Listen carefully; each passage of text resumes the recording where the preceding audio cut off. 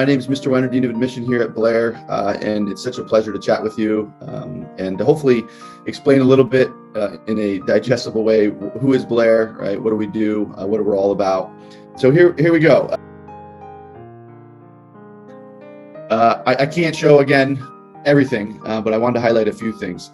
Tremendous athletics and teams, amazing performing arts programs, huge orchestra and theater program that the kids can be a part of. Here's a shot of the orchestra, big orchestra. There's wind and string ensembles, there's chamber ensemble, there's jazz ensembles. And what's awesome about this program, well, there's a lot of great things, Mrs. Pagato being one of them, she's the conductor there in charge of that program, is they travel. So this spring, they're going to Europe, they're going to Florence, Munich, Verona, Salzburg, and Vienna. It's a 10-day trip in spring break in March, and we bring 90 kids, the entire orchestra, and then the singers as well, and have them perform at various concert halls and old cathedrals and churches. They sightsee a little bit, they listen to concerts, and just one of the amazing opportunities for our students to get out there and be connected. We're so excited for that to be back up and running after a couple of years of not being able to do so. So this spring, they're going to do that, and that's a huge perk to being a part of these programs. Also, they're incredibly talented, and one of the highlights of the year are the concerts that they put on. Private instructors, master instructors in every instrument that you have, and music takes place during the day. So in the afternoon, you can still be a part of athletics or theater, etc. And we have an amazing theater program, 3 big theaters, one for the huge musicals, a second one for the smaller black box, more intimate, and then we have an outdoor theater as well, where the students perform usually Shakespearean type productions. But this was my favorite one of recent memory, was Chicago. Last year they did Mamma Mia. That was incredible as well. Our kids are really talented. And if you want to do 3 seasons, fall, winter, spring, of theater, you can. It's considered a team activity, so you don't necessarily have to do sports. There are a couple things. You can do robotics, you can do speech and debate, you can do the school yearbook in place of a typical athletic team. Speaking of athletic teams, we have some great ones. Women's and boys golf are one of the top programs. We have that 9-hole golf course on campus. Here's the indoor bays, so the kids can practice year-round, working on their swing, even on rainy days, which is really nice. And this is right in the center of campus, so the kids, they have an hour or 2 off during the day. They can drop their backpacks at the door, pick up their clubs, which we have their clubs inside the facility for the teams, and you can go there and practice before you go back to math class, which is really nice. And then some beautiful facilities here with tennis, indoor sports complex with turf and tennis courts behind the screen back here, enabling our students to train year-round as well. Beautiful pool, water polo in the fall, and then competitive swimming in the wintertime. And then this is the newest facility, indoor rowing facility, pretty amazing facility. Not many high schools have this, not many colleges have this. Gorgeous facility. It's a 2-building facility where the students can row on water here on tanks. We can have about 60 kids working out at the same time between the tanks and the space. You can't see the whole building here on the erg machines. And then the second building is their own weight training area as well. And so the girls and men's rowing team are national level as well. Most kids don't row until they come into freshman year, so don't be overwhelmed like, oh, I haven't rowed before.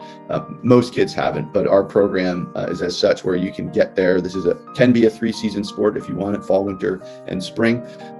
And our girls team in particular took second in the entire country this past year for rowing for all high schools and club teams. So really great program if you want to be. And a lot of kids end up trying out for this their 9th grade year to try something different, and that's part. All right, I won't bore you with a lot of this. The big takeaways were SSAT test optional this year. If you decide to go that route, then we just need a 3rd science rec. But again, Sandy and her team are going to take good care of you, so don't you need to worry about that too much. And then just timeline, I just want to talk about, you're in a great time. It's so on the end of summer right now, where you're still exploring and learning and gathering information on schools. You move into the fall really next month. You begin those interviews and talking with admissions officers like myself. Winter time is when you're really wrapping up your application. Everything needs to be in. Those dates below, January 15th, March 10th is when we let you know, and then April 10th is when you let us know that yes, we would love to come to Blair, and we're so excited, and we're all going to celebrate. That's essentially the progression and the timeline. So as I said in the beginning, you're in a great spot because you're just gathering information right now. So really try to enjoy that process. You shouldn't have a lot of anxiety and oh my gosh, be overwhelmed. No, use this as a time to to explore, click on websites, read articles, watch videos, etc., and find out about those schools. And get excited.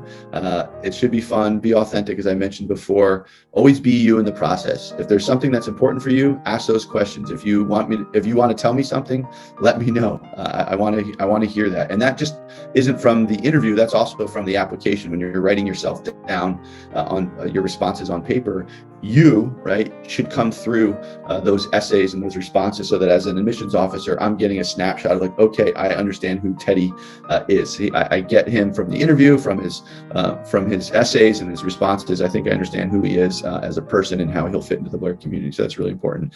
And then lastly, just always reach out and stay in touch. Yes, you're in great hands with Foundation Global, but never hesitate to reach out to us directly. We want to hear from you and help you in the process. And if you can, I know many of you can't, but come to campus, be a part of virtual things like you're doing. And we're every Wednesday doing virtual sessions on Blair. So you can go on to the admissions page and sign up for virtual offerings for our students. And each week they're going to be different. 1 week academics, next week is athletics, next week is going to be a student panel where you get to ask questions with students and hear about their journey and their process. So stay engaged. You don't have to do everything for every school, but the more that you can be a part of things and gather that information, the better for you. And then I finally will just end in this scene here. This is the famous Blair Arch. If you come to campus, you'll take a picture under this, I promise you. And then in the background there, that's the magnolia tree. The fun tradition there is when the first blossoms happen in the springtime, the students are allowed to wear shorts. The seniors are allowed to wear shorts to classes. And so in May, April, May, the students are really hoping for warm days and warm nights so that the magnolia tree pops and they can start wearing shorts to classes. So I thought I'd end on that beautiful shot right there of campus.